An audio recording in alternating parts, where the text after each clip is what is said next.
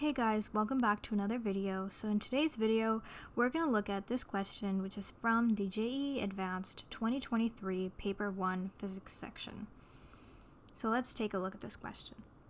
A thin rod, Mn, of mass 20 grams, length 25 centimeters, and resistance 10 ohms, is held on a frictionless, long, perfectly conducting vertical rails, as shown in the figure.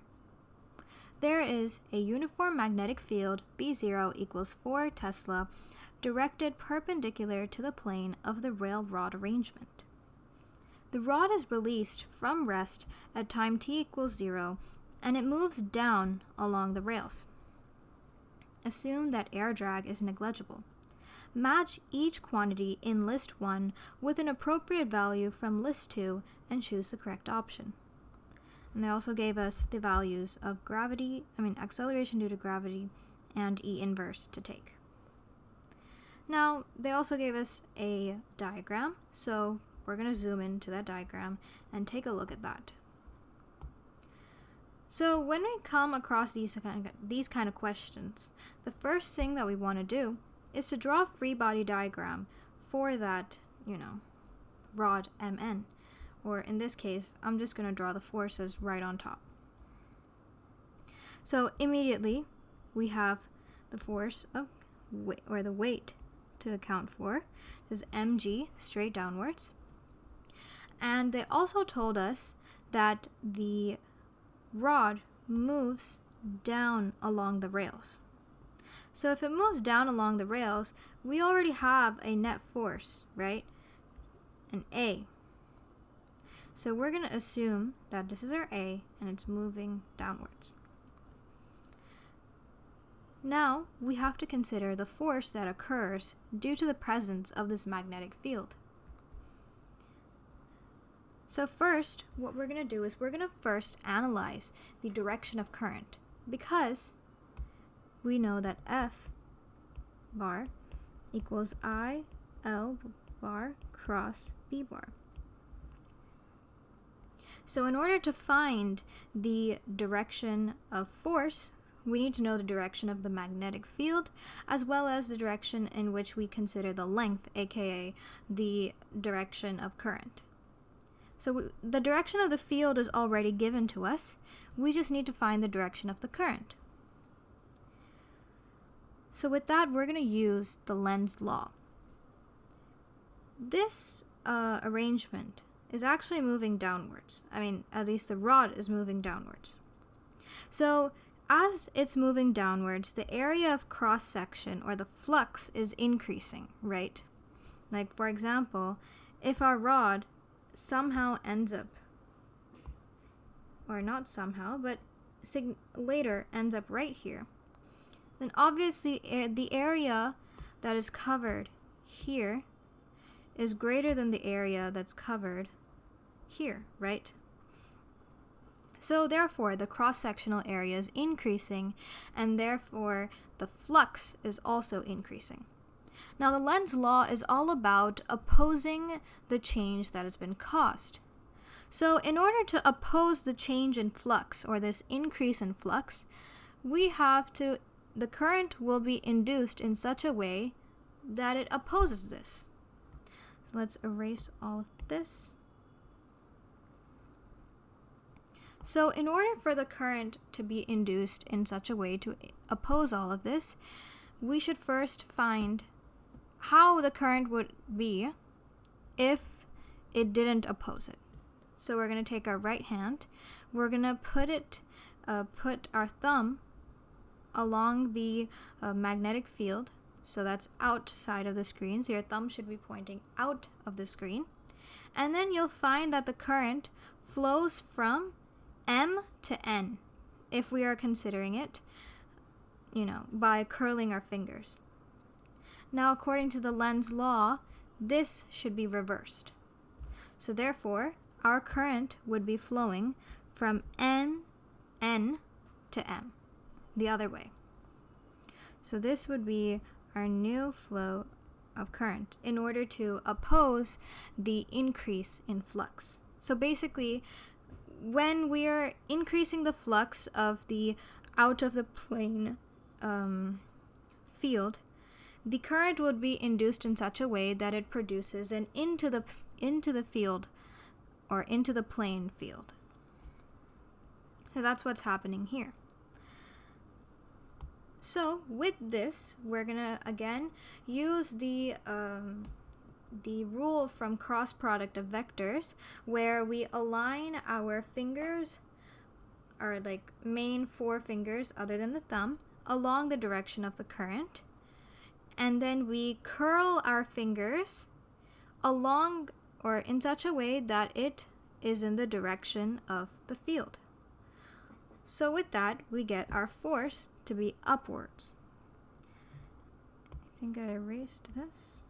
So this is mg, and we have an upwards force for our gravity. The force due to the magnetic field. So we have F. So now our entire thing should be about what exactly is the magnitude of F. So let's first write a basic equation for this. F minus mg is equal to minus ma. That is going to be our basic equation. Now with this, we're going to have to put in some stuff.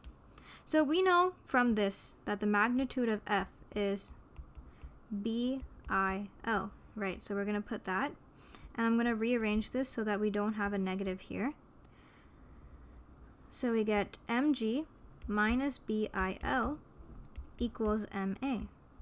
Now we're going to get rid of the term that we don't know, aka the current. The current is a value that is not given to us in the question, right? So what we're going to do here is we're going to use the fact that I is equal to E divided by R, right? And the E, or the induced EMF in this sort of situation, so the motional EMF in this situation is given as B times L times V. So I is equal to BLV divided by R. So we're going to substitute that value of I into this equation. So mg minus B times BLV divided by R times L equals ma. So mg minus B square L square V divided by R equals ma. Now with this, we can't really do much. We can do something, but the whole point of this is trying to find these values at a specific time. So for that, what we're going to do is we're going to implement the fact that A can be written as dV over dt. So mg minus B square L square V divided by R equals m times dV over dt. So we're going to do a little bit of isolation. Okay, dt, we're going to keep dt as itself and divide by m everywhere. So we get m here. So g minus B square L square V divided by Rm equals dV over dt. And we're going to bring the dt to that side. G minus B square L square V divided by Rm equals dV.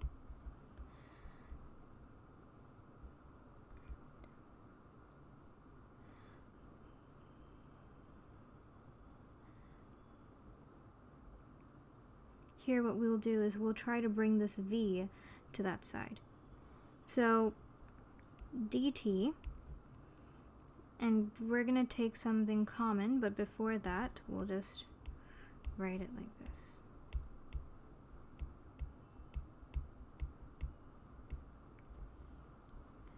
So this is what we'll get. However, we're going to bring some more change into this. We're going to write this in such a way that our v becomes specifically v rather than having a coefficient. So for that, what we'll do is we'll bring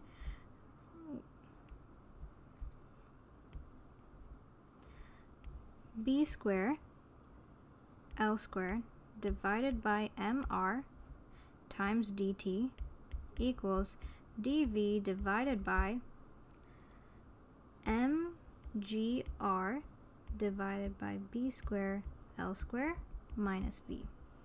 This just helps to make our integration more simpler without having some unnecessary coefficients. So now we just have to integrate. So I'm going to integrate on both sides.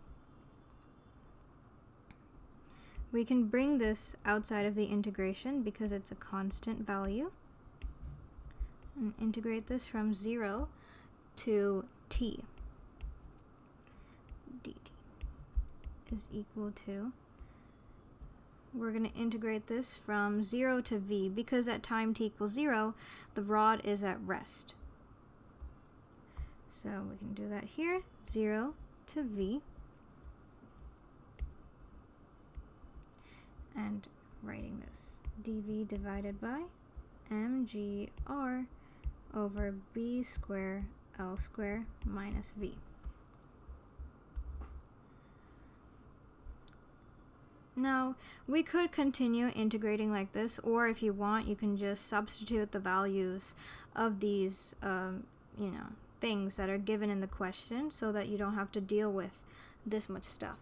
So I think that would be better for less confusion. So let's go ahead and do that. So they gave us the value of b as 4. L is given to us as 0.25. So I'm going to put that as 1 over 4. So this is 4 squared times 1 over 4 squared divided by m, which they gave us 20 grams, I believe. Yep. So 0.02 times r, which is given as 10. So these obviously cancel each other out, and we are left with 1 over 0.2. So 1 over 0.2, that would be 5. Then we're going to try to simplify this term. So whatever we simplified right now is this, and what we're going to simplify right now is this. So let's do that. 0.02 times g, which is given to us as 10, times 10, divided by b squared times L squared, which we got as 1 previously. So this would be equal to 2. So we can just substitute those in right now so that we don't have to deal with all of these variables. But if you want to, you can. That's totally up to you.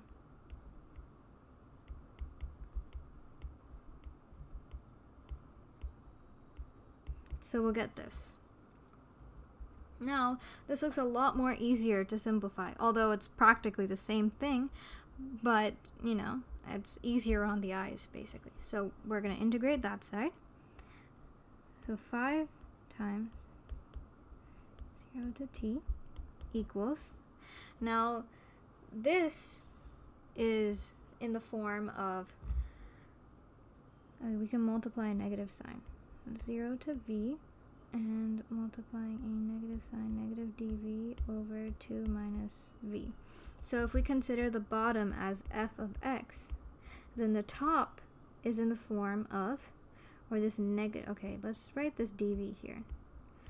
The top numerator is in the form of f differentiated. So in this form, what we can do is we can write the integral as ln of x, or ln of f of x, sorry. So yeah, that's what we're going to do now. So 5 times t equals negative ln of 2 minus v. And this is from 0 to v. So 5t equals negative ln 2 minus v minus negative ln of 2. So therefore we get negative ln of 2 minus v plus ln of 2. This is equal to 5t.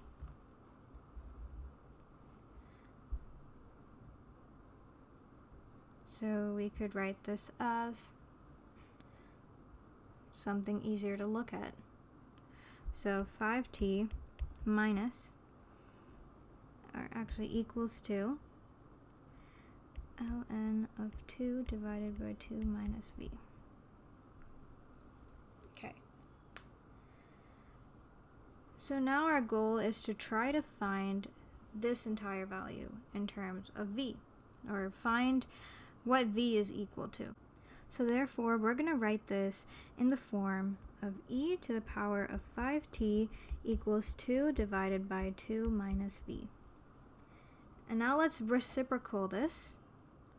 So e to the power of negative 5t equals 2 minus v divided by 2.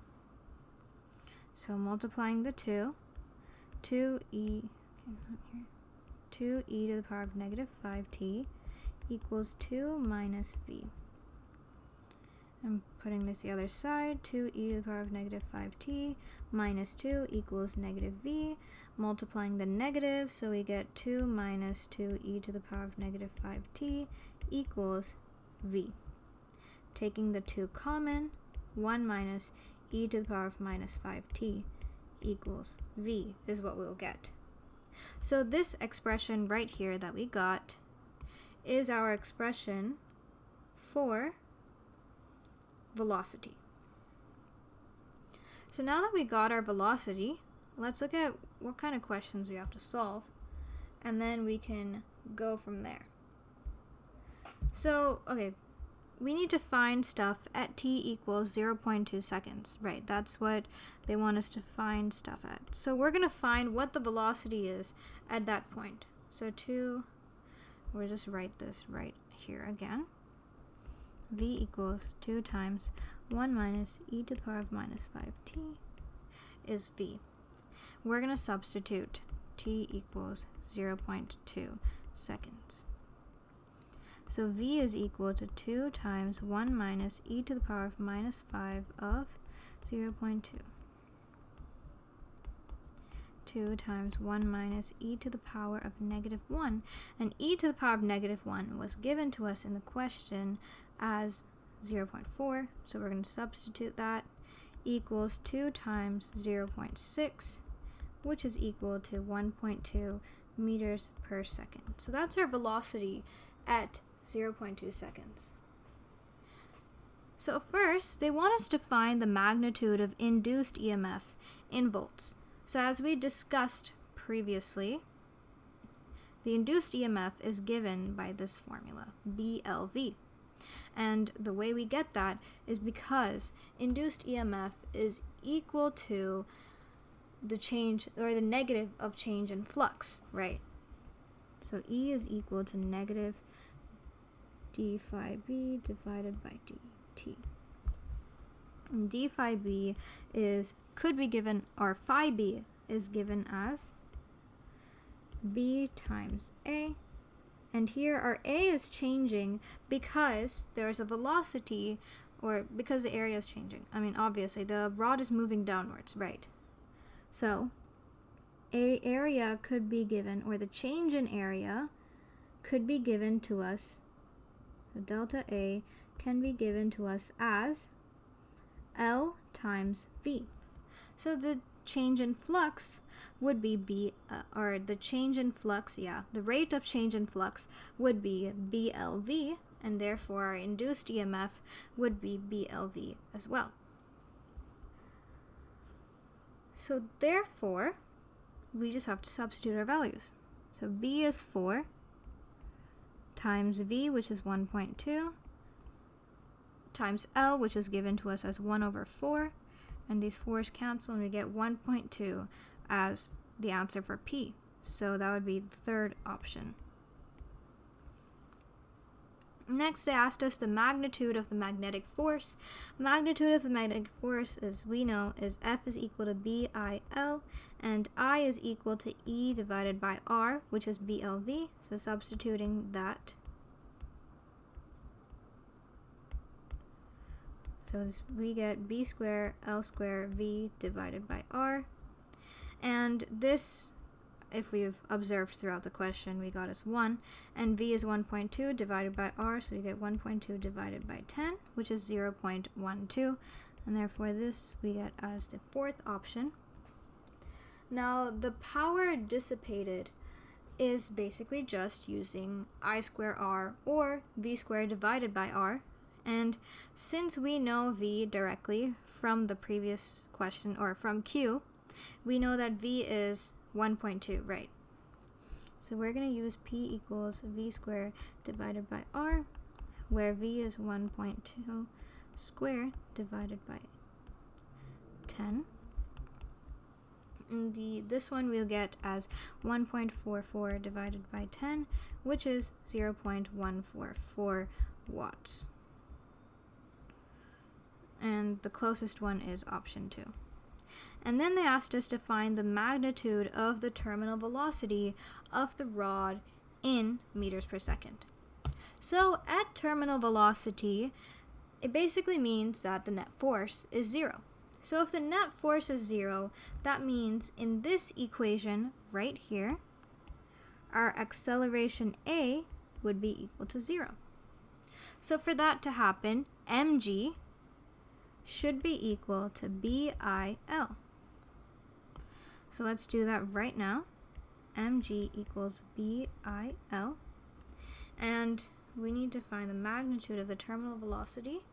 So we're going to substitute in the place of I our usual stuff that we do. So BL VT for terminal velocity divided by R times L. And therefore, we get mgr divided by B square L square equals VT. B square L square is 1. And we can just find the value of mgr, which is 0.02 times 10 times 10, which is equal to 2 meters per second. So therefore, the closest, or the correct option, would be 5. That's how you do this question from the JEE Advanced 2023 Paper 1. If you've got any doubts or want any other questions to be solved from this paper or any other JEE Advanced paper or any paper that you want, just go ahead and put it in the comments down below and I'll get to it. Okay.